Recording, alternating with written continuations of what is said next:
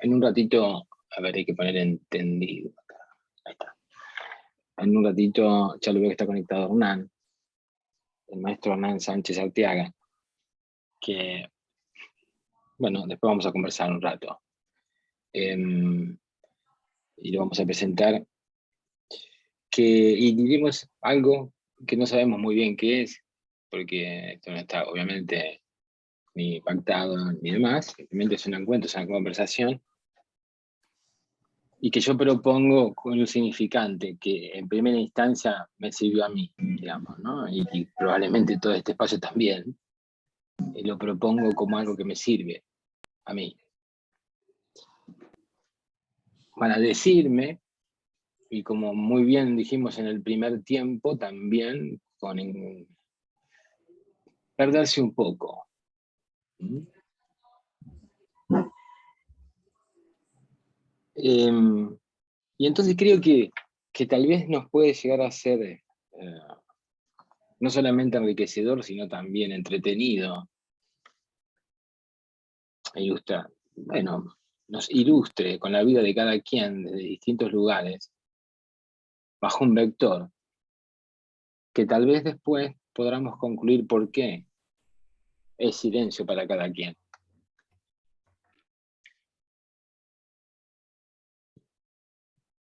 Cada quien proviene de algún sector. Bueno, en el caso del nuestro, del mío en particular, a pesar de una anécdota que relaté, ¿no?, en las redes por allí, cuando tenemos tiempo para hablar, si da, de ese momento de silencio que me tocó a mí experimentar. Pero a modo introductorio, antes de presentarlo al maestro Hernán, quería mencionar algunas cosillas. El psicoanalista calla para que el paciente escuche y eventualmente el paciente escucha. Podemos decir, se convierte en el actor principal de su comedia. Cuando eventualmente, denso en su propio extrañamiento, logra oír, justamente en el silencio de, de su partener, de su analista, esa dimensión que es de cada quien, alteridad.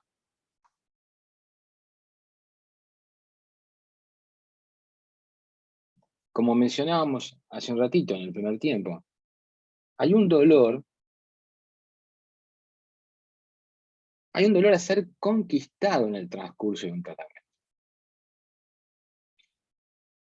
que no es precisamente el dolor con el que se ingresa.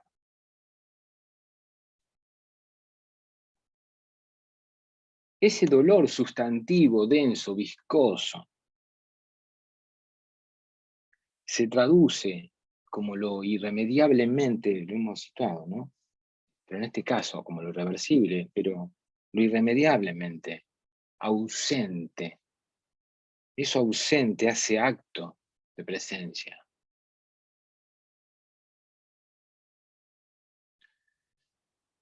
Es el dolor que señala también Amelia Biagioni, es una poeta argentina que falleció por el 2000, en su libro El humo, de editorial MC,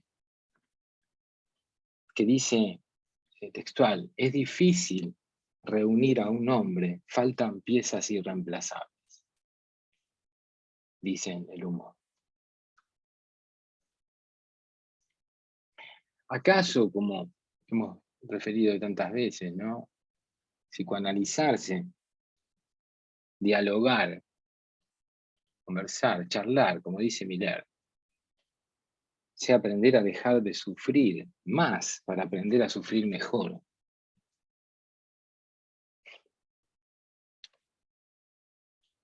Entonces, a diferencia de un dolor de superficie,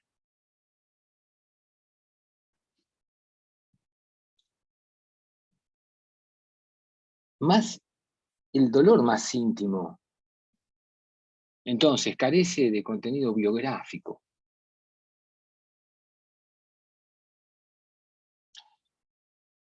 Es siempre impersonal.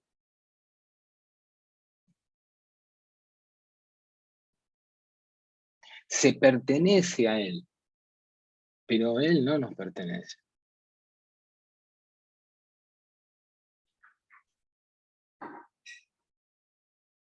Justamente, no puede ser narrado porque carece de sustancia argumental. ¿Sí? Es impredicable. Entonces, silencio. Referíamos hace un rato que el hombre anonadado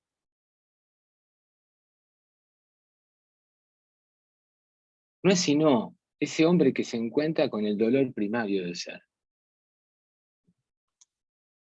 Y el dolor primario no es otro que de la finitud misma, en sentido de muerte personal, pero también de lo que en el encuentro con un otro se hace posible como creación, como marco de lo posible, como marco de creación.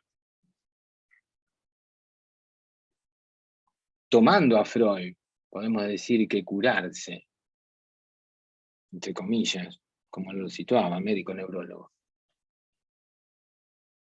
siempre querrá decir hacerse responsable. ¿De qué?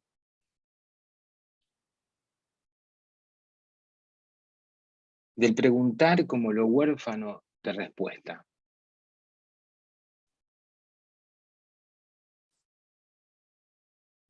De la existencia asumida como el perpetuo interrogar por el sentido ausente.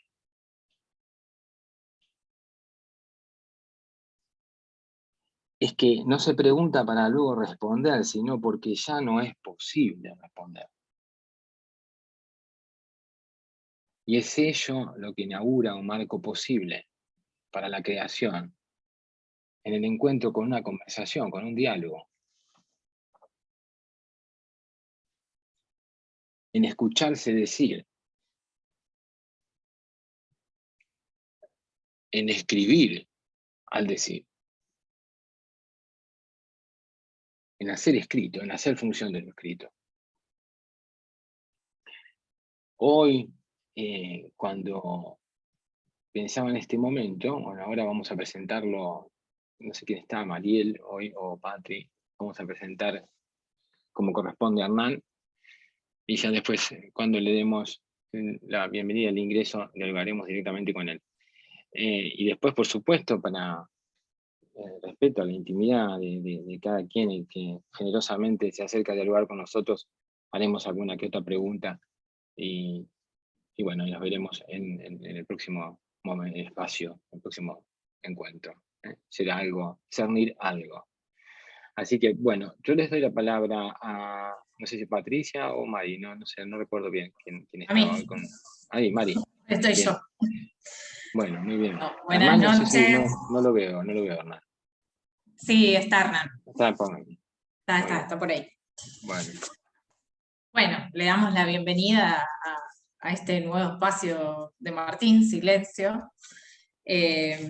Primero les voy a contar algunas cositas en relación al encuentro, ¿sí?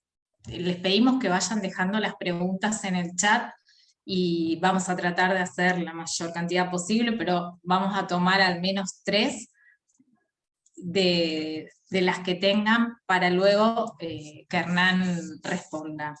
Y por otro lado les quería contar que vamos a grabar el encuentro y que después lo vamos a subir al canal de YouTube de Sintón, así que después va a estar disponible también allí. Bueno, les voy a leer un breve recorte, ¿no?, de una extensa trayectoria del maestro Hernán Sánchez Arteaga. Se formó en el Conservatorio Alberto Ginastera de Morón, donde hizo su preparación en canto, guitarra y dirección coral. Estudió canto en el Instituto Superior de Arte del Teatro Colón. Ha sido convocado en diferentes oportunidades como preparador de ópera para la Juventus Lírica, donde también dirigió los coros en varias temporadas. Desde el 2014 tiene a su cargo la dirección del coro estable del Teatro Colón Argentino de La Plata, y en el año 2019 fue invitado por el Palacio das Artes de Belo Horizonte para la preparación del ciclo de inauguración de conciertos del coro lírico de Minas Gerais, bajo la dirección de la orquesta del maestro Silvio Viegas. Así que bueno, le damos la bienvenida a Hernán, y Martín, cuando quieras comenzar. Ahí está. A ver, vamos a organizarnos, maestro, porque usted sabe que si no nos organizamos acá, las cosas no suceden.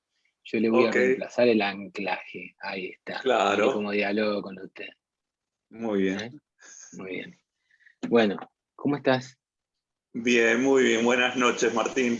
¿Cómo estás? Andas, ¿bien? Bien. Quiero decir algo antes, quiero decirte algo. Vos sabés que cuando yo pensé este espacio, lo pensé allá en un impasse que hice en Coronel Suárez, donde estaba la familia. Bueno, Mariela de Donato sabe muy bien, ella en ese diálogo, también yo decía, cuando coloqué el nombre y recordé esa anécdota que después puse por allí, debo también decir que en alguna conversación que hemos tenido, en algún ida y vuelta, es allí donde dije, creo que es el momento de iniciar esa secuencia con él. ¿Y por qué? Porque me parece que hubo entre uno de nuestras conversaciones el silencio como lo que también, por ejemplo, entre todo lo que mencionó recién Mariel, yo de todo eso rescato algo, para que no, pues, se me genera mucho ruido. Y entonces, ¿qué rescato? Por ejemplo, ¿qué significa dirigir el coro, digamos, argentino de La Plata, estable del Teatro Argentino de La Plata? ¿Qué significa eso? Lo primero que me surge como pregunta es eso, ¿sí? Y después otros vectores que quería recorrer a propósito del silencio, tan vinculado con la música, pero también con la subjetividad. ¿Qué significa dirigir el Teatro Estable Argentino de La Plata? Bueno, primero antes de contestarte o pensar con vos qué significa, porque no es que todos los días uno lo hace, pero no se pone a pensar. O a veces sí, cuando surgen los problemas, ¿no? O cuando uno está por subir al escenario. Dice, ¿cómo estoy acá, no? Pero, bueno, primero saludar a todos que están allí, así que a los que están escuchando nuestra charla, ¿no? Sí. Y agradecido, ¿no? Pero para mí, yo lo digo todos los días y me doy cuenta cuando termino y cuando me preparo para ir a trabajar a una. El trabajo de dirigir, en el caso mío, que es distinto al director de orquesta. El director de coro es para un teatro, tiene una actividad muy intensa en ensayo y muchas veces muy poca arriba del escenario. O sea, mi trabajo es más de preparar para que el coro esté en una ópera, para que el coro esté participando de un sinfónico coral con una orquesta, o preparar el coro para que lo dirija un director de orquesta, que concerta. En líneas generales, mi trabajo siempre es eso. Es un trabajo muy intenso, porque el trabajo en Teatro Argentino de La Plata, el coro es un coro profesional. Pero son músicos que también son grandes directores de coro, algunos, grandes cantantes o gente con varios años de formación. Entonces, a ver, para mí cada ensayo implica, es como si fuera el primer día que voy a dirigir un coro por primera vez. Es la sensación que yo tengo en el cuerpo y esa ansiedad ya que decís la palabra silencio, esa ansiedad que produce eso que vas a hacer por primera vez y que tantas ganas tenés de hacer, ¿no? O sea, y que salga bien y que funcione. Lo cual requiere tiene una previa, con una planificación y tiene una evaluación post de cómo funcionó el ensayo, si los objetivos se lograron, si llegamos al punto más alto artístico, si pudimos convertir a un coro de 70 personas con 70 individualidades o 80 veces o a veces 100 y que ellos cada uno representa un personaje. Estamos hablando de un coro, a veces cuando la gente dice coro o cuando hablamos en general de coro, hablamos de una masa que no siente, o sea, que sienten todos por igual. Y no, en un coro de ópera estamos hablando donde cada uno representa un personaje de un pueblo, donde cada persona que está actuando tiene una vida propia. Entonces yo muchas veces trabajo con el coro de una forma en la que el argumento, si bien es el mismo argumento, ahora me viene la asociación libre, me viene como cuando uno a veces confunde la actividad coral a veces con un cardumen que van todos para el mismo lado. Y no funciona así en el coro de ópera. En el coro de ópera se está representando una vida y una vida de un pueblo, entonces no todos hacen lo mismo. Lo que sí no sucede en los coros es que todos cantan lo mismo. Eso sí, pero a nivel físico no. Entonces yo por lo general trabajo con lo que tiene que ver con la subjetividad o la expresión o la creación de esas voces que tienen que expresar el sentimiento que escribió el compositor, de forma tal de dar distintas herramientas o distintos objetivos de personaje o distintos afectos que tiene que tener el personaje coro, no dar único. O sea, están todos tristes. No, uno está triste porque, bueno, no consiguió el pan del día, otro está triste porque no ve a su amada, el otro está triste. Están todos tristes, pero están tristes porque hoy no lograron lo que querían lograr. Bueno, pero no todos tristes igual. Sí. Entonces, eso después cuando está la parte teatral que acompaña y los ubica como personaje en un escenario, obviamente uno trabajando así ya desde lo musical, potencia y crea un mundo lleno de vida. Hernán, y todo esto, ¿qué lectura hiciste respecto, si es que supongo que algunas ya a esta altura sí, respecto al impacto que la pandemia tuvo? Perdón, no te escuché la última palabra. El impacto de la pandemia, respecto de no poder salir, el no poder encontrarse. Bueno, en la pandemia lo que pasa es que nosotros la actividad coral estuvo totalmente detenida. Así que esta posibilidad recién se está brindando ahora, por lo menos de que nos podamos subir a un escenario todavía donde estamos trabajando nosotros, todavía no con lo que es precisamente lo teatral. Me refiero a la ópera, a representar una historia de vida. Pero bueno, empezamos a poder de a poco a poder presentar sinfónicos corales donde solamente es la música. No hay actuación, no hay vestuario, no hay una representación teatral no específica, sino que solo la música. Pero bueno, ahora lo que hay es mucho deseo. El año pasado pudimos hacer presentaciones con el Coro del Teatro Argentino. Pudimos hacer dos, una en CCK y otra al aire libre en las afueras del teatro. Y eso fue un entusiasmo increíble. Todos los artistas del teatro que participaron de las actividades estaban realmente emocionados. Más allá de que la música produce una emoción, había mucha emoción antes de cantar, durante los ensayos y muchas ganas y realmente se sintió esto de no poder pararse en el escenario, ¿no? Creo que al menos yo desde muy chico tengo una actividad solo, de tener mi propio escenario en mi casa, de que tengo mi piano, mi estudio, mis partituras, y tengo esa actividad, pero no todos los músicos continúan con esa actividad de grandes, digamos. Entonces necesitan estar en el escenario para poder crear algo artístico a través de lo musical, a través de las voces. Han sufrido mucho los coros, muchísimo, muchísimo, lamentablemente. Hablaste recién de tus instrumentos. O sea que fue una infancia llena de instrumentos musicales, ¿alguno en particular? Y yo el instrumento que más toqué durante toda mi infancia fue el charango, desde los 11 hasta los 18 horas. Claro. Sí, Tengo que averiguar con mi psicólogo si estaba con episodios autistas, no sé, pero yo no paraba de tocar. Le voy a preguntar cuando lo conozca bien, claro, me anime. Claro, o estaba obsesivo, no sé dónde estaba, pero realmente yo dedicaba muchas horas a no tanto hablar, como por ahí hablo ahora, que hablo muchísimo más, pero sí dedicaba muchas horas a tocar el charango. También en la escuela donde yo iba de arte, de danza, se estudiaba el bombo, la quena, la guitarra.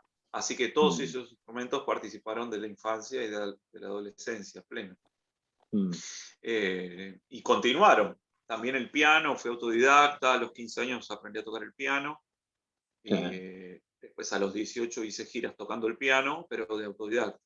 Ahora ya de grande estudié algo de piano, pero los instrumentos siempre fue el charango, y mi instrumento ahora es el coro, digamos, con el que yo trabajo, mi instrumento es el coro. Es un instrumento raro, porque en realidad, vos sabés que los directores, en realidad dependemos de que haya gente adelante que ejecute el instrumento. Nosotros, los directores de orquesta, de banda, de coro y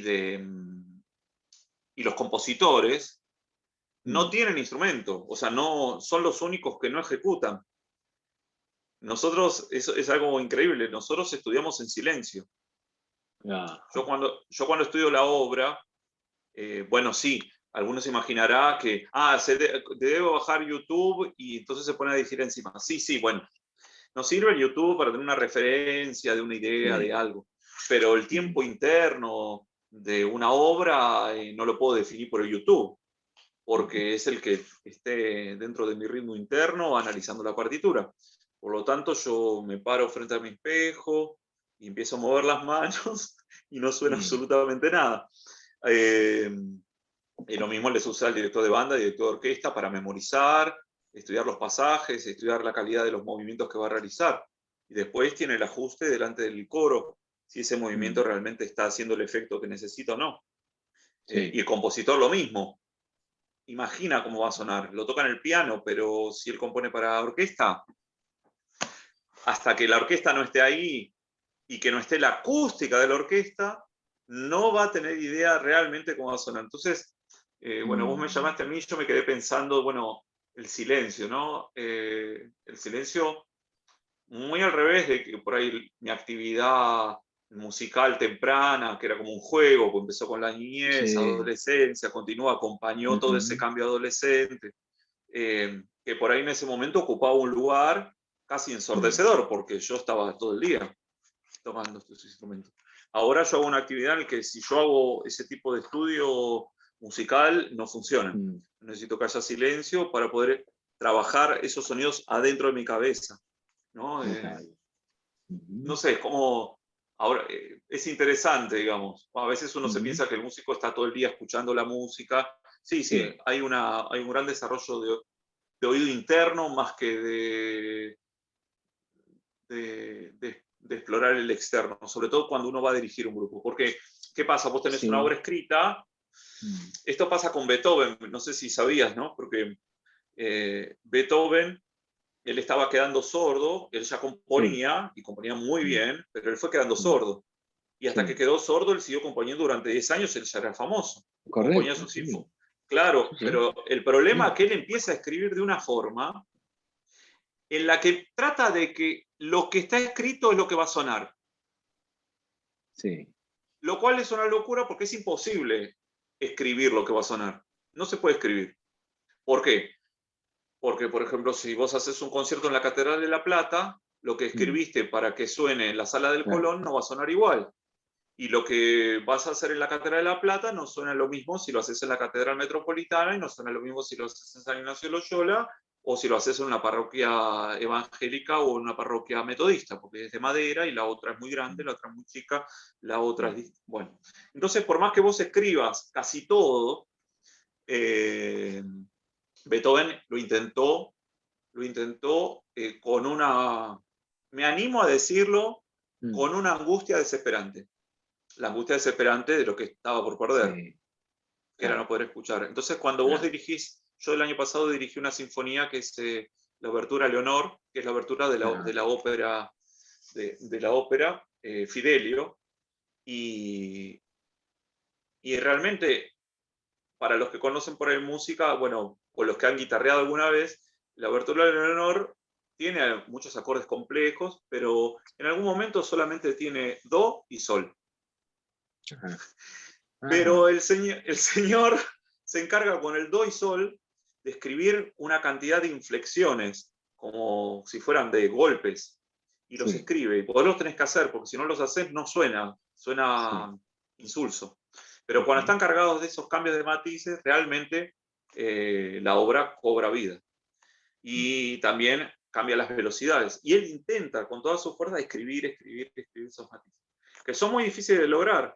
Y son fáciles de tocar las notas, pero son difíciles de tocar las intensidades que él quería lograr. Claro, él quería que se escucharan esos golpes. La única Claro. forma de poder escuchar los acordes era que tuvieran golpes. Notable, O sea que notable, sí. es notable como él, todo lo que le está pasando por adentro, yo no conozco, no soy especialista en Beethoven y no conozco de la vida de él a profundidad, pero al dirigir las obras vos encontrás la marca y La el marca. dolor de lo que le está sucediendo, ¿no? Que no Sí, lo convierte en el Beethoven que nosotros amamos escuchar, de alguna manera. sí, sí, sí. Ahora, Hernán, el silencio que recién hablabas, por lo pronto como director, porque por ahí estás transitando, digamos, podemos decir que es un silencio de algún modo que se apalanca en el instante creativo, o sea, para el instante creativo se precisa un silencio, o hacer un silencio, es una pregunta, claro. Y en otra instancia, es en qué momento de tu carrera como director, si es que así fue, sentiste que ese silencio que precisaste y necesitaste hacer fue propiciador de algo diferente.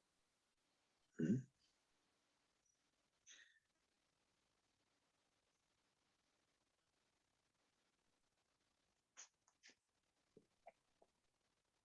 Eh, es muy... Yo, por lo menos, esto que te voy a comentar es personal. Esta forma de encarar los instrumentos eh, de muy joven, para mí era un poco aturdido. Ahora lo veo que aturdía. Y el convertirme profesional implicó poder escuchar. Entonces, para poder escuchar, yo no puedo tener un coro que aturda. O sea, es muy difícil tener un coro que... la actividad de coro necesita una disciplina muy grande. Y por lo general, la actividad de coro confunde hablar con cantar.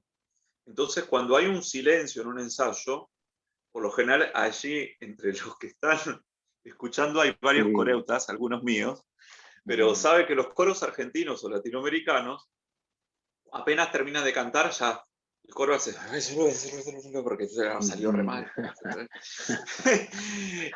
O sea, no somos austríacos, ni suizos, ni de Finlandia, ni canadienses. No tenemos ese ritmo de vida y tampoco tenemos la cultura coral que tienen ellos, antigua, tan antigua, ¿no? Entonces, el coro argentino necesita es como el partido de fútbol, ir al coro. Cuando vos cantaste una frase y salió bien, hay que comentarlo, no puede quedar así. Es como Claro, Tano Pazman en el medio. Si sale mal, también. claro, claro.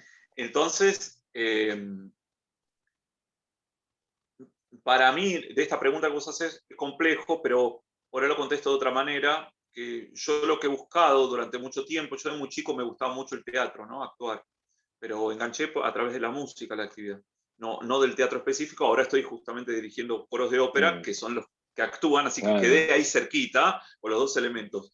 Pero para poder llegar a la emotividad exacta de lo que está en una partitura y contar una historia, requiere de un gran esfuerzo, porque desde parte de uno, de entender cuál es la subjetividad de la obra y tener, yo por lo menos lo pienso, tener el coraje delante de un coro argentino de poder plasmarlo y que a eso pasen los primeros segundos o los primeros 5 segundos donde la burla atente contra esa subjetividad. Pero a ver, ¿qué trabajo haces para justamente captar la subjetividad de la obra? Y yo tengo que estar muy convencido y tengo que haber hecho un trabajo muy específico sobre cuáles son las señales de vida que me está mostrando esta obra, que hace que esta obra sea única y irrepetible. Y que en esa obra cobra valor. A veces las obras acompañan. Por ejemplo, si uno hace La Traviata, que dice, ¡ay, la Traviata, la Traviata! No, no, no. La Traviata hay una mujer que abandona su ser prostituta, abandona y dice, me juego por el amor. Y después por el amor mismo deja al amor. Entonces hay una historia ahí para contar. Si uno no se compromete con esa historia, los coreutas no se comprometen con esa historia y entonces el partido lo juegan técnicamente nada más. Entonces, no lo ganás. Es muy importante que muchas veces pasa la actividad coral, por ejemplo, o la actividad musical, muchas veces es muy enajenante. Es muy enajenante. Claro, es muy enajenante, ¿por qué? Porque requiere, primero, que trabajas con una partitura, que la partitura no te transmite esta subjetividad. O sea, que la partitura subjetiva no está. A vos te dice ahí, addio, addio. Bueno, pero addio, vos podés decir, bueno, addio. Pero por ahí ese addio significa que nunca más nos vamos a ver porque ahora voy a la guerra y voy a dar la vida por la patria. Entonces, el poder captar en qué momento o de qué forma estoy diciendo ese addio, que lo escribió Verdi o lo escribió Donizetti en 1815 o en 1850, es muy difícil porque hay que tener un hilo conductor lógico en toda la historia.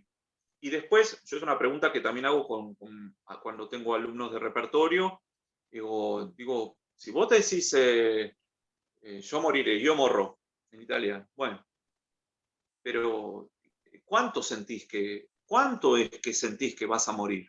¿Poquito, mucho, nada? ¿Viste? Como la perinola. ¿Cuánto es? Bueno, la ópera es justamente ese momento donde la intensidad de vida de esos personajes es el momento más importante, el pico más importante de sus vidas, donde se juegan todo.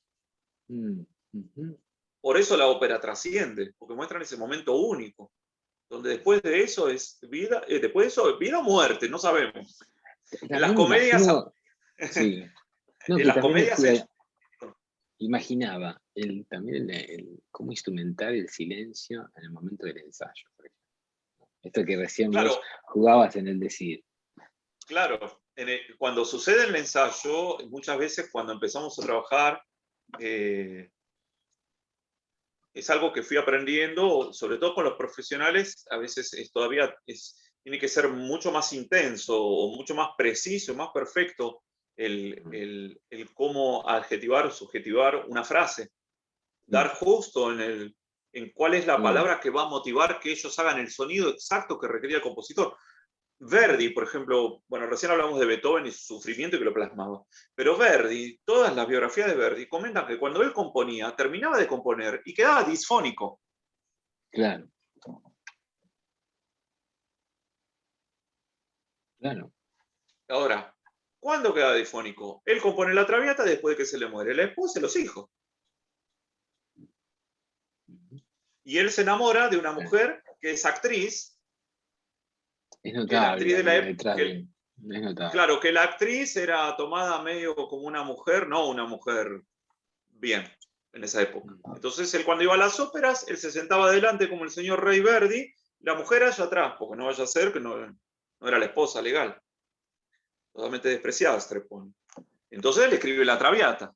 una historia de amor, que es una mujer que, bueno, no se casó como corresponde a la época. Entonces, el poder comprender esto hace que cobre otro valor cada uno de los sonidos, que tenga importancia, que valga la pena. Yo cuando estuvimos ensayando ahora me hiciste acordar, porque cuando comenzamos a ensayar con el coro estable el año pasado, en octubre, yo después de que hicimos toda la parte de construcción técnica, bueno, esta es la nota, este es el texto, esta frase empieza acá, acá es el punto culminante, todas para mí son cuestiones técnicas. Después está, ¿qué estás contando? ¿Qué estás contando? Bueno, que el cerrajero dejó encerrada a la amada, pero vos la vas a ir a rescatar. Bueno, entonces hay una niña que está sufriendo y hay un anhelo tuyo y un deseo que se quiere cumplir, pero es imposible ahora y hay un cerrojo que te lo impide.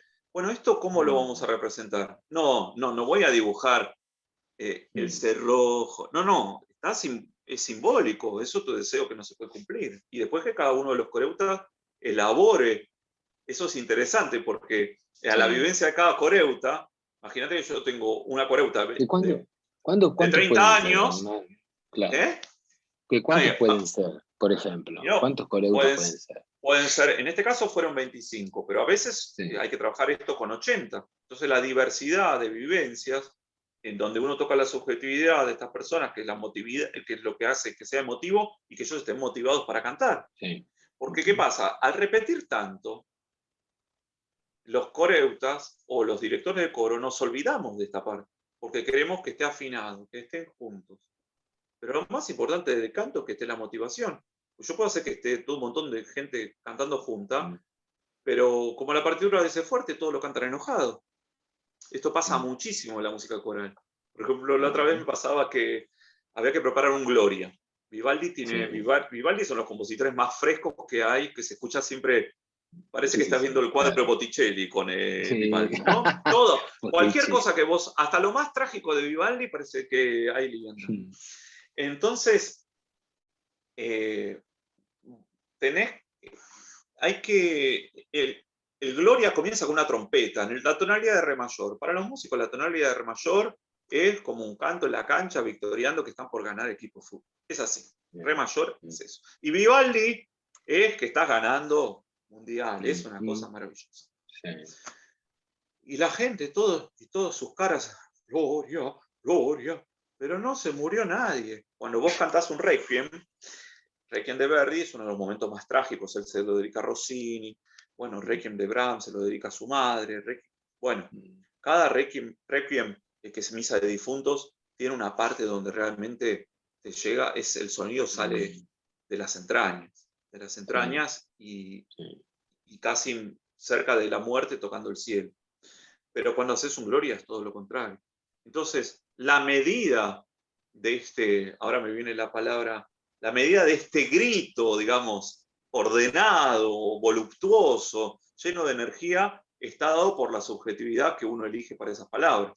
Si no hay subjetividad elegida, o no hay afecto, o no hay la intención o el motivo por el que estás cantando,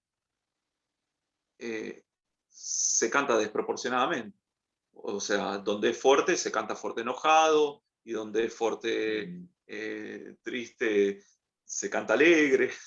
Entonces, es muy difícil, sobre todo que nosotros tenemos, por ejemplo, en Mozart, música que es muy liviana, muy, como decimos, música de calecita, y por ahí está contando un drama, una tragedia terrible. Entonces, nosotros también estamos fuera de época, una música hace 200, 300 años, tenemos que ver muy bien cómo lo vamos a trabajar, ¿no? Estamos hablando de músicas de otra época. En la música contemporánea a veces ocurre de otra manera, ¿no? Pero ahora te perdí, Martín. ¿No? Ahora te encuentro. Ahí está. Eso, había alguien que escribió algo sobre el silencio y a mí me viene, esto tiene que ver con que en la preparación, en cuando uno dice la cantidad de palabras que va a decir, sobre todo para los ensayos, decir la palabra justa y inmediatamente cantar y probar si estás viendo el sonido que corresponde y si los que están participando se pueden comprometer o se incentivan. Muchas veces yo trabajo con sustitutos. No trabajo exactamente Claro, porque por ejemplo nosotros, cuando yo entré al Teatro Argentino de La Plata, la primera obra que me hicieron preparar era Las Sirenas. Las Sirenas de Debussy es una obra impresionista que es maravillosa, donde comienza con un coro y Debussy hace toda una atmósfera. Debussy tiene un montón de obras impresionistas donde describe, por ejemplo, el mar, la catedral, Sí. o se sumerge, tiene obras muy Sí, subjetivas, ¿no? Con títulos muy, muy llamativos. Pero donde si vos te concentrás y escuchás con mucha atención, vas escuchando eso que él va dibujando, con esas pinceladas. Entonces, comienza con las sirenas. Bueno, las sirenas atraen, seducen sexualmente a los marineros, pero para comérselos. Hay un acto ahí criminal, terrible. Hay un su objetivo es ese de las sirenas, ¿no? Habrá otros simbólicos, no sé, vos me dirás más. Sí. Pero ellas cantan, ¿viste? Y Orfeo tocaba la lira y con eso pudo cruzar, pero a los otros los tuvieron que atar que iban con Orfeo, porque si no, las sirenas se comían a todos. Entonces esto de las sirenas, la música era muy insinuante, y te hipnotizaba, ¿no? Parecía... Sí. Y en ese momento el coro yo lo tomé por primera vez y tuve que hacer un trabajo totalmente subjetivo y tuve que hacer sustituto. Entonces, que para mí el dulce de leche, el helado de dulce de leche, el pote de Nutella pasado por el cuerpo, era la imagen que yo le tiré al coro para que ellos pudieran hacer la sensación placentera y de comer del cuerpo directamente. Y bueno, y de esa forma, y divirtiéndonos en el ensayo, apareció el sonido que yo necesitaba. Es que hay algo del resonar en el cuerpo, notable también y notorio. Sí. Es que muchas y también veces... de la voz, justamente de cómo resuena, de cómo efectos corporales, angustia, alegría, emoción, ¿no? Por eso digo, estar observando eso es función del director. Muchos directores no... Depende del tipo de formación. Yo tuve una formación a través del canto. O sea, yo soy cantante. Entonces, yo me tuve que parar y armar un personaje. Que era siniestro, un personaje que era bueno, uno que era malo, uno que era amante, otro que no era amante, otro que... Entonces, como director de coro, yo sé que el cantante necesita ese estímulo. Hay muchos directores de coro que son pianistas y a través del estudio de piano vos no tenés ese grado de subjetividad porque no hay texto, no hay poesía. Entonces, lo podés adosar al estudio del instrumento para que te complemente imágenes sobre las melodías que estás tocando. Pero también con la música sola, sin melodía, alcanza, pero cuando sin poesía alcanza, pero cuando vos incluís en la ópera, por ejemplo, el arte escénico, que está incluida en las acciones físicas, como dijiste recién. La poesía, que es otro arte. Claro. Puedes tener poesía sola, sin acciones físicas, y que la acción física esté imaginada. O podés tener solo acciones físicas, como el mimo, sin poesía, que la poesía esté acompañando alguna palabra que motive un movimiento. Y además tenés la música, que es la más, como decía un filósofo, como la más subversiva de todas, pues cada uno piensa lo que quiere ahí, porque no hay ninguna palabra que lo acompañe. Entonces una melodía para mí puede sonar heroica, y para vos puede sonar fúnebre, y para otro puede sonar de enamoramiento, y para otro puede sonar... Hay algunas que son muy evidentes por algunos tipos de escrituras y tradiciones, ¿no? Como el romanticismo tiene un tipo de melodía que es el tipo de la melodía militar o tipo de ritmo militar, que es el pam, pam, pam, pam, pam, pam, pam, pam, pam, donde relata la victoria. Claro. Entonces vos ya sabés que cuando escuchás un pam, pam, pam, va, por fin se casó. Lo logró casarlo, ¿no? Ahí está la victoria. Claro. Pero donde ya hay como una convención de tanto que se escuchó ese tipo de melodía. Uno ya sabe que cuando escucha eso hay una victoria, pero vos fíjate que el mismo ritmo, un poquito más lento, el pam, pam, pam, pam, pam, Claro. pam, pam, pam, pam, y o tener la marcha fúnebre. Entonces, con la misma rítmica militar, tenés el lado oscuro. Y esa subjetividad, bueno, uno después, en la música, con la música sola, cuando dirigís una sinfonía o dirigís una obertura, en el caso de la ópera, bueno, si tenés un argumento, por ahí acompaña a la tragedia o le da énfasis a la tragedia y uno motiva al instrumentista, acá está sucediendo tal cosa. Pero en el caso del cantante, puede ser que el texto sea de que, bueno, ahora se van a casar, entonces ya no es de muerte. O ahora van a emprender un viaje eterno. Bueno, entonces de anhelo, de esperanza, ni siquiera es de victoria. Entonces la liviandad que tiene ya no es liviandad, no tiene fuerza militar. Bueno, todos esos análisis subjetivos, a veces cuando somos músicos, no nos da el tiempo para llegar, pero en realidad es lo que determina hasta dónde puedo llegar. Si no, me viene la palabra locura. Me viene que mientras hay alegría, yo estoy relatando tristeza. No, pará. O es una cosa o la otra. En el caso de la obra teatral está muy definido qué momento de la vida de la tragedia, el momento más intenso de un personaje se está viviendo. Por ejemplo, no sé si vos conocés seguramente, y los que están ahí también, justo hace poco charlaba con un alumno, hay un personaje que es un campesino, que es el Nemorino, que él canta un aria muy famosa, que es Una furtiva lágrima. Entonces, una furtiva lágrima. Eso está acompañado con un arpa y un fagot. Más tristeza no puede haber. Claro. Y como lo canta un tenor, es más triste. Claro. Y la melodía siempre para abajo. Y la letra dice una furtiva lágrima. Entonces vos decís, bueno, ahora viene el drama y todos llorando. Y después cuando vos haces el análisis del texto y en qué momento lo dice, este personaje dice, sí, que una furtiva lágrima de los ojos de mi amada por fin salió. Entonces este personaje con el aria está contando que por fin logró su objetivo de personaje, que era que esa mujer que nunca lo iba a amar, lo está amando y llora por él. Entonces digo, no podés llorar ahí. Vos entras contento. Pero la música que suena es el espíritu de tu amada. Por eso el fagot es la lágrima de tu amada, no es tu lágrima. Bueno, este análisis, imagínate que esto, no me acuerdo del año, pero creo que Elixir de Amor, no me acuerdo si después los chicos ahí, algunos me ponen 1827, 1830. Claro. Él hace una mezcla donde la música está llorando y emula al personaje que él desea. Entonces, cuando nosotros agarramos el celular y encimamos 2 o 3 pantallas, no, esto ya estaba en la ópera. Imagínate que una música lenta con un arpa es como que estás tocando el cielo y el chico campesino se ganó la lotería porque por fin consiguió, después de 2 horas de estar cantando, llorando, que no consigue el amor, consiguió que esta mujer llore por él. La mujer más rica de toda la provincia llore por él, que es un pobre campesino. Claro. Entonces, esa serie de planos es muy compleja la ópera, porque la poesía dice una cosa, su cuerpo va corriendo y la música va a otra velocidad.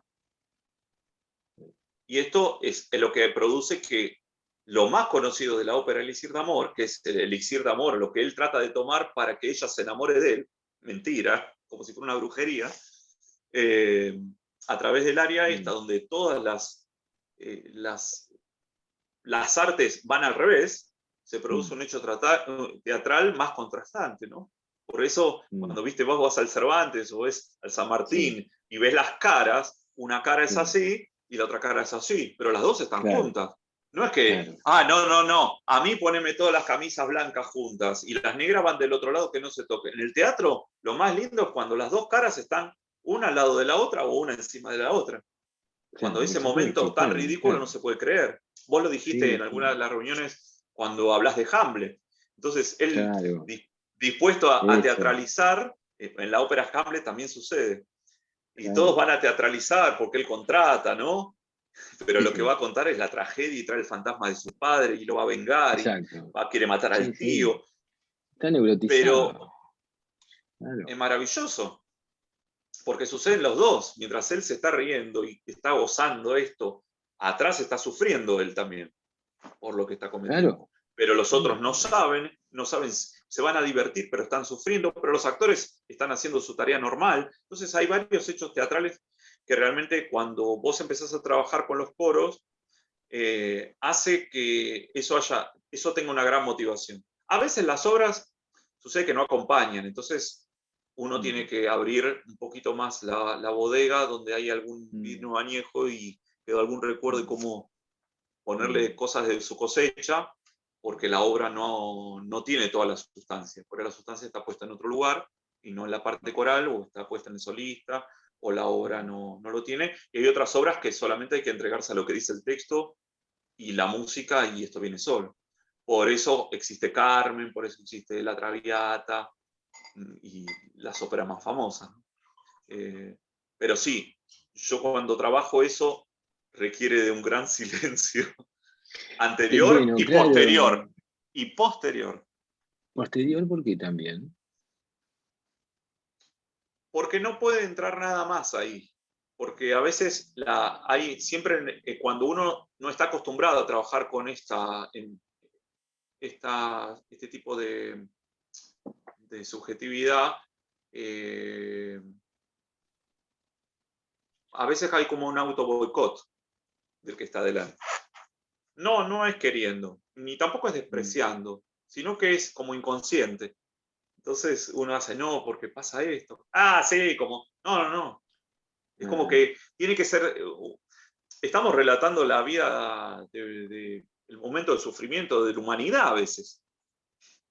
Bueno, pero será por eso que entonces yo te iba justamente a hacer un comentario recién, de cómo yo, las pocas oportunidades que tuve de estar en un espacio así, no como cantante, sentía un silencio acogedor, ¿no? Pero al mismo tiempo intimidante.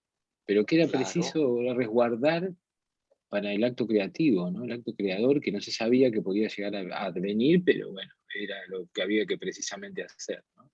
Entre sus bambalinas, ¿no? Y sus extenues.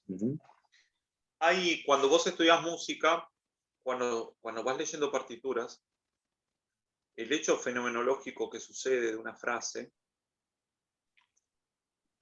implica el silencio. O sea, cuando nosotros estamos hablando, vos me haces una pregunta y yo tardo unos 10, 15 segundos en contestarte, realmente el grado de intensidad es mucho más grande. Y es más grande que los propios acentos de Beethoven, en ese caso. Y de hecho Beethoven también, si ustedes escuchan después, si alguno se anima a escuchar el final, el cuarto acto, el cuarto número, el cuarto movimiento de la novena sinfonía, hay un momento donde va a comenzar una marcha militar y antes de la marcha militar el coro grita. Pega un grito impresionante y después se produce un silencio. Bueno, ese silencio está tan lleno Claro, que la gente no aplaude. claro. Si la gente aplaude es que el lugar donde se está presentando hay algo que lo distrae. Pero cuando el silencio está lleno, el público no aplaude. Si la gente está ahí, si el lugar no es adecuado, bueno, puede ser que la gente aplauda porque no se da cuenta, piensa que es el final. Sí. Pero hay muchas obras y muchos compositores donde dejan un silencio y ese silencio hace que comience todo otra vez, pero comienza de una manera totalmente distinta. Eso es lo que a mí me parece maravilloso del silencio adentro de la música. Ya no estoy hablando adentro del ensayo, sino que cuando vos decís una frase, en la música sucede, por ejemplo, que vos tenés una melodía, pam, pirabara, pam, pim, pam, pirabara, pam, pam, pam, pam, pam, pam, pam. Y ese silencio no vale más que todas las notas anteriores y posteriores. Modifican subjetivamente a lo que va a suceder. Inclusive sucede que las mismas melodías o las mismas frases dichas antes de ese silencio no pueden ser tocadas si no existe ese silencio. No hay forma de que tu mano relaje como para poder tocar. Es tan lleno ese silencio. Lo mismo en el canto todavía es más grave porque en el instrumento, por ejemplo, si vos tenés un piano, necesitas respirar. El instrumento está fuera tuyo. En el canto es más complejo porque el instrumento está dentro tuyo, entonces vos necesitas respirar y ver qué pasa dentro de tu cuerpo para poder emitir. Entonces, tenés que estipular perfectamente. Yo trabajo con los alumnos o con el coro. Este silencio lleno. Pero cuando vos tenés un silencio lleno, lo que sucede en el cuerpo es que el cuerpo queda arriba. Ajá. Y vos, cuando yo vos me haces una pregunta y yo te voy a contestar, y mi cuerpo queda arriba.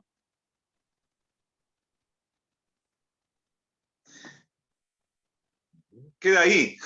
Entonces, cuando haces música, esto que decís que uno se queda como perplejo, no sé qué palabra dijiste, se queda como comprometido, ¿no? Se queda como de una forma que no se puede mover, no se quiere mover en ese lugar. Sí, como habitado, Esos son, ¿no? Por eso. sí, queda conectado de una forma que no vuela, es como me dicen, no vuela una mosca, no vuela una mosca ahí. Sí, ¿Qué pasó? es lo que he visto, sí, o como también emociones, ¿no? Personas que terminan un ensayo, ¿no? Sí. Como Eso en los angustiadas, ensayos, ¿no? eso en los ensayos está. Y es, por lo menos para mí, cuando una vez que alcanzamos ya tratar de alcanzar rápidamente el nivel, digamos, técnico, me refiero a afinar, ir Claro. juntos, comprender un poco las armonías de la partitura. Bueno, una vez que ya estamos casi llegando a eso, rápidamente no perder más tiempo con eso y en buscar el tema de la motivación. ¿Qué más hace falta para que esto sea distinto? Para que sea distinto a otro coro, porque no hay forma de que, Claro, de sí. que haya dos personas que lo puedan cantar igual. No hay Ujú. forma que dos coros suenen igual. No hay forma de hacer... por eso es un problema el tema de las grabaciones para la música y el Claro. silencio.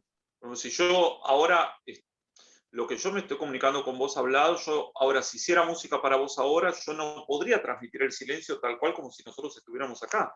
El silencio, si estuviéramos uno al lado del otro, el silencio es mucho más profundo. Inclusive escuchando mi respiración o escuchando el rebote del sonido contra la pared.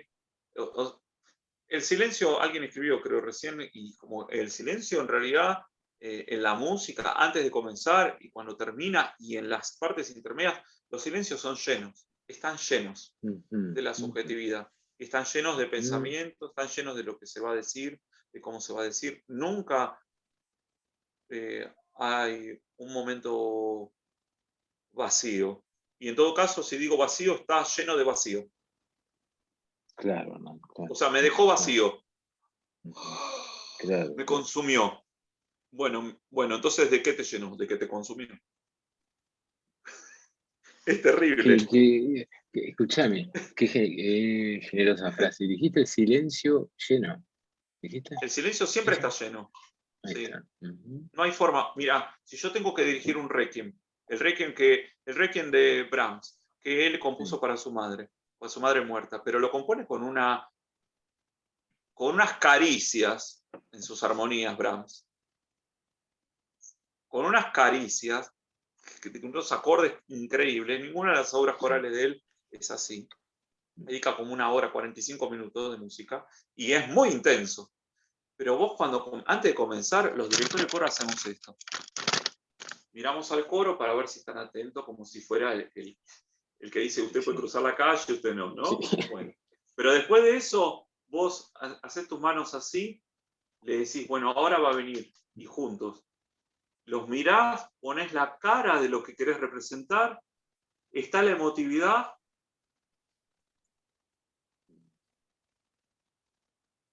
Si el coro no está entrenado, no va a cantar con vos. Pero si vos fuiste emotivo en todos los ensayos, el coro está esperando, por favor, que una vez más le des el inicio a lo que ellos tienen para brindar de nuevo, que es darle vida a una obra que no suena. Nosotros la partitura es uno de los instrumentos, digamos, el único que tenemos para producir los sonidos, pero vamos, no tiene nada, no hay nada. Porque hasta si yo veo una acuarela y un pincel es más divertido que una partitura. Porque la acuarela, aunque sea, tiene esa formita, me lo paso como los nenes con el pintorcito por todo el cuerpo, algo. El pincel, mira, tiene la escobilla, me hace cosquillas, algo. Pero la partitura no tiene nada. Ni siquiera tiene la partitura, que yo le digo a la gente cuando preparo, sobre todo la ópera, la partitura no tiene la partitura donde me indica cuál es la subjetividad que necesitamos para que esa obra se pueda presentar. ¿Por qué? La partitura por ahí te dice metrónomo. Entonces te dice, bueno, vos tenés que hacer La negra a 100. Pa, pa, pa, pa, pa, pa, pa, pa, pa. Bueno, pero mi instrumento es más grande. Y no da para 100. Queda bien a 90. No puedo ir de 100 a 40, pero Claro. puedo ir a 95. Y otro, mi instrumento más chiquito, a mí me queda bien ir a 110. Y eso depende de... O sea, yo tengo un coro. Con el coro argentino, en una oportunidad hicimos obras argentinas, folclóricas. Un coro de ópera haciendo obras folclóricas. Un coro de ópera haciendo obras folclóricas, yo tengo que trabajar con mucho cuidado, porque es un coro de ópera. Bueno, El coro de pero ópera, vos estás muy atravesado por el folclore. claro, No, yo conozco el claro. estilo, entonces sé qué es lo que tienen, sé lo que no tienen que poner y lo que tienen que poner para Claro. qué. Pero igual, yo sé que el instrumento con el que estoy contando es para cantar otro tipo de repertorio. Entonces tengo que hacer adecuaciones acústicas de sus laringes para que ellos lo puedan, y aparte para que lo puedan vivenciar y que también el cuerpo como coro se sienta satisfecho cuando lo está cantando y que está acompañando realmente la música. De golpe hay otra música, ellos cantan el Nabucco, el Va Pensiero, yo no tengo que dar muchas indicaciones. Porque el coro ya antes de cantarlo, de solo saber de su casa el título Nabucco, el coro ya está motivado. Antes de que le dé la partitura, ya sabe que la ropa que se va a poner calza justa a la preparación que tiene. No está fuera de eje. Entonces, siempre requiere un trabajo y una motividad. Lo mismo me pasa con las obras, por ejemplo, que son muy trilladas, como el Va Pensiero. Esto yo ya lo sé. Esto pasa en todos los coros, y las orquestas en todas. Los dos profesionales. Esto yo ya lo sé. La Traviata, esto yo ya lo sé. Entonces, como uno ya lo sabe, el repetir implica no darle una vuelta de tuerca para que suene mejor, sino que el grado de atención es mucho menor, porque uno ya tiene conocimiento sobre qué se trata.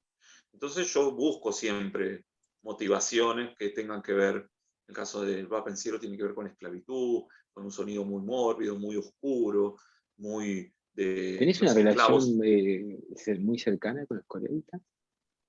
¿O eso lo vas Yo, viendo según lo individual de cada quien? sí, yo en donde trabajo yo era coreuta de esta... Claro, Yo cantaba claro, al lado de ellos, así que los conozco a todos. claro, Inclusive algunos me claro. tomaron examen a mí como coreuta. Mirá vos. Y después fui director. Y lo mismo con la gente de Colón, que a veces dirijo a algunos, y trabajo con ellos, también yo soy colega de ellos, de muchos. Y lo mismo en Juventud Lírica, yo primero canté en el coro, después toqué en la orquesta un poquito, y canté como solista, y después dirigí así que nos conocemos. Querido, bueno, escúchame, vamos, Mari, que hacemos una pasada de 3 preguntas para Hernán. Si Dale. Hernán, bueno, a ver. Bueno, una pregunta de Patricia que dice, nombraste cómo pasaste de jugar y aturdirte con la música al silencio como creación, así como captar la subjetividad y la vida de la obra.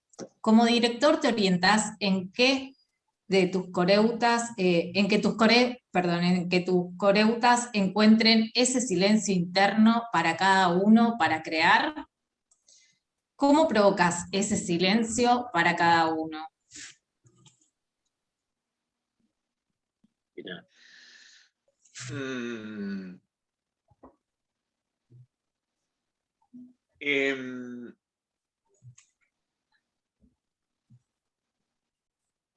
En los ensayos es muy complejo. Cuando hay muchas personas, yo creo que lo que más, a veces, lo digo porque es lo que me dicen, por ahí yo no lo puedo evaluar porque no me puedo ver de frente, pero lo que sucede, yo trabajo mucho con la mirada. A veces hay directores que no ven a los coreutas. Están dirigiendo, miran la partitura y miran, pero miran por arriba. Y ahí hay coreutas que miran por arriba de la mirada del coreuta. O sea, acá. Sí, sí, sí. No, yo cuando estoy dando una entrada a un tenor o a una... Entonces cuando, Patricia, esto que preguntabas, cuando yo doy la indicación subjetiva sobre cómo quiero que sea esta frase, siempre pregunto, ¿no? Bueno, esto es agresivo, ¿cuánto de agresivo? Bueno, no, esto es con mucha tristeza y delicadeza, ¿cuánto de delicadeza? Determino cuánto, porque si no cada uno lo puede hacer de distinta manera, entonces las voces se separan, es un coro. Entonces no me queda otra que elegir cuánto. Después, cuando es un solista es distinto, cuando es un solista yo exprimo para ver si hay más, porque es el momento más intenso ese coro. Pero más que nada yo esto siempre lo acompaño con una mirada.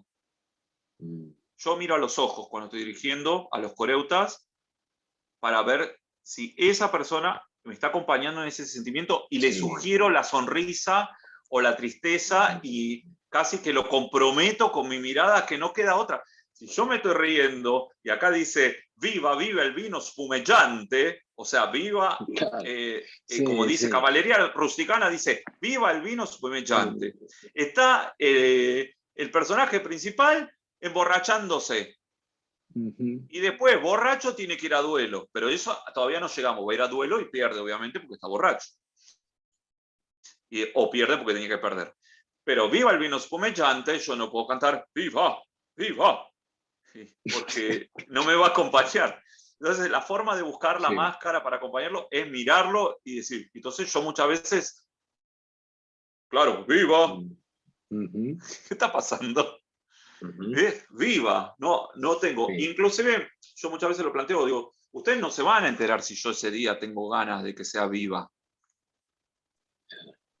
Pero este es mi trabajo, o sea, yo tengo que componer un personaje y ustedes también. Porque así ese día valió la pena. Esos 3 minutos que estuvimos ahí. Ahora, los resultados, porque lo nuestro también, digamos, en el caso del músico se evalúa por resultado en el momento. Entonces, el resultado que yo recibo en el momento es la subjetividad exacta que se necesita para lograr el sonido y poder sostenerlo con todo el cuerpo. Cuando no está eso, se va cambiando.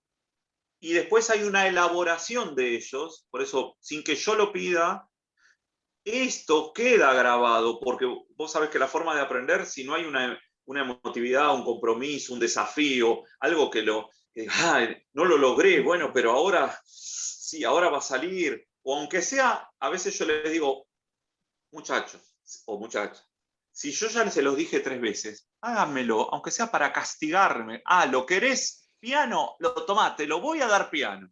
¿Lo querés fuerte? Te lo voy a dar fuerte. Aunque sea por rebeldía, hágalo. Entonces, pero que tenga un sentimiento, no repetición enajenante. Entonces, eso provoca que realmente muchas veces pasa que el ensayo, pero ya terminó. Y eso para mí es muy interesante. Cuando sucede eso, quiere decir que trabajamos bien. Pero no, bueno, obviamente yo propongo y después tengo que esperar, ¿no? A ver qué pasa. Si está el clima como para que esto suceda. No sé si te contesté, Patricia. Mari, ¿tenemos otra? Tenemos muchos comentarios. Algunos los podemos leer, ¿no?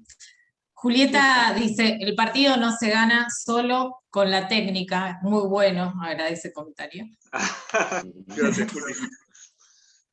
Estefanía dice, el silencio tiene mucho valor, no está vacío.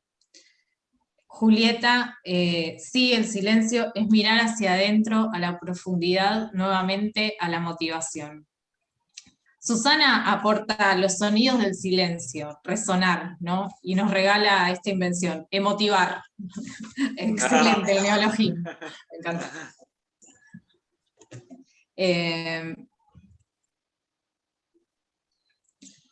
Silvia nos dice, vivir hace ruido, el resto es silencio, una frase de Shakespeare.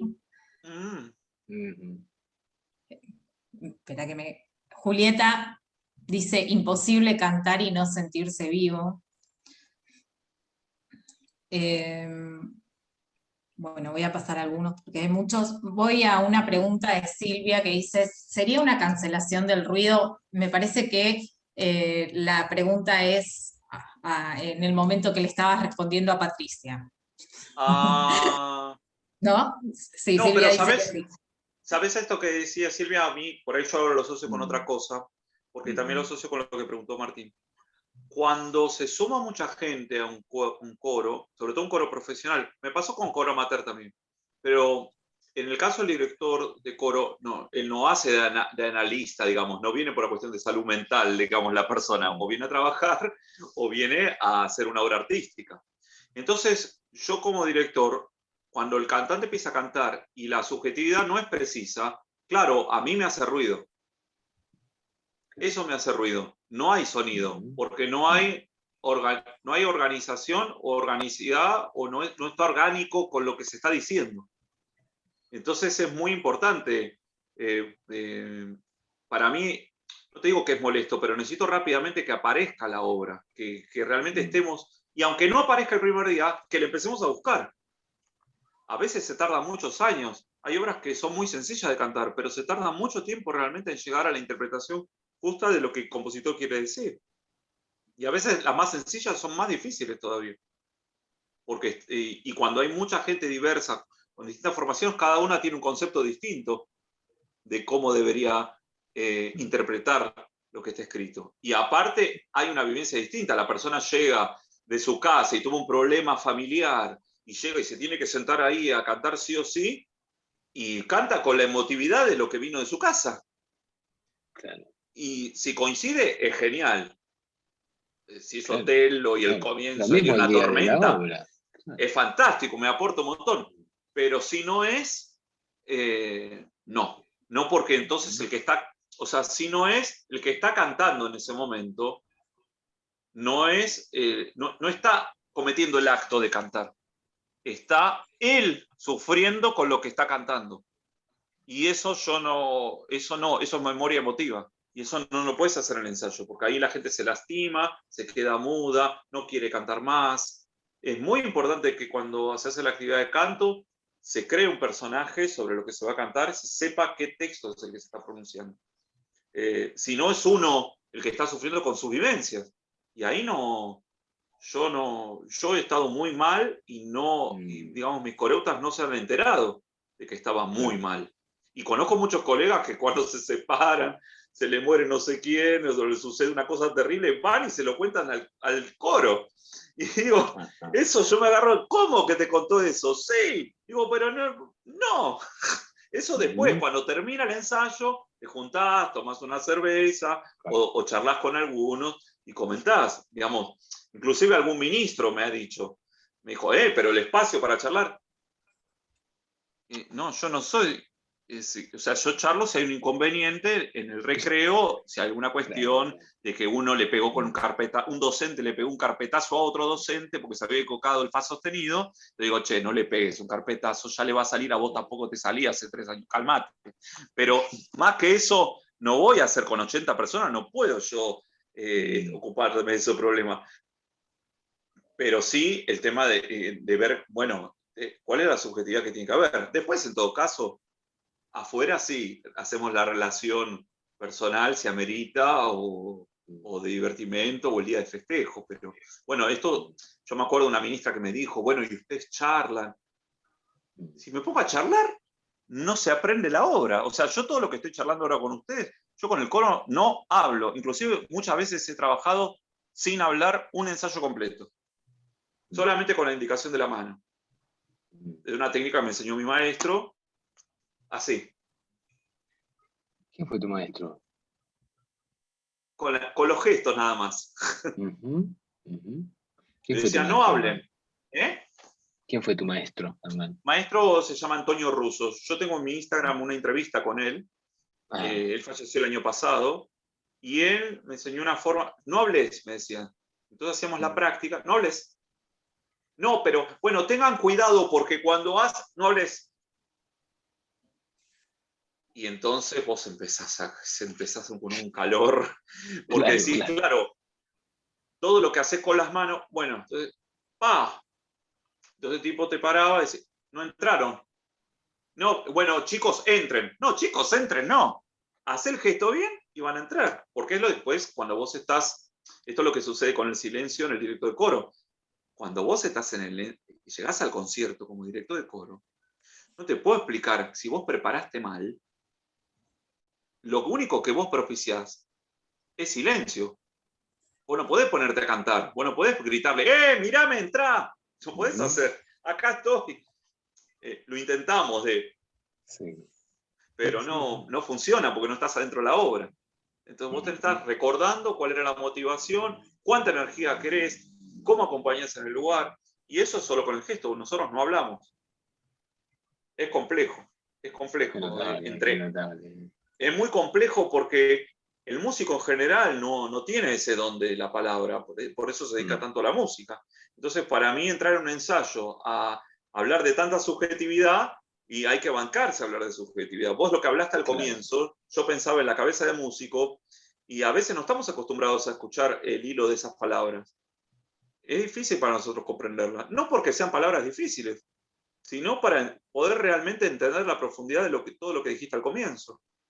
Claro. Digamos, sin un análisis es muy difícil poder comprenderlo. Al menos, más allá del título, pero al título universitario de músicos, pero no estamos acostumbrados a dedicarle ese tiempo a la palabra. Por eso yo digo, para mí es muy difícil motivar cuando nunca hay palabra. Es objeto de resistencia total. No me hables. Un día me dijo un coreuta, bueno, no hables tanto. Y vamos. Digo, no. De ahí le hablé el doble. Hernán, realmente fue delicioso, supongo que muchos pensarán parecido, pero fundamentalmente la generosidad de mostrarnos tu silencio, y esa marca del silencio en tu vocación. Bueno, muchas gracias. Te mando un abrazo y nos vemos prontito.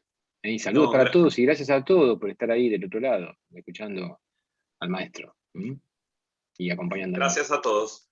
Gracias, gracias. Un abrazo. Chao, querido. Maravilloso, muchísimas gracias.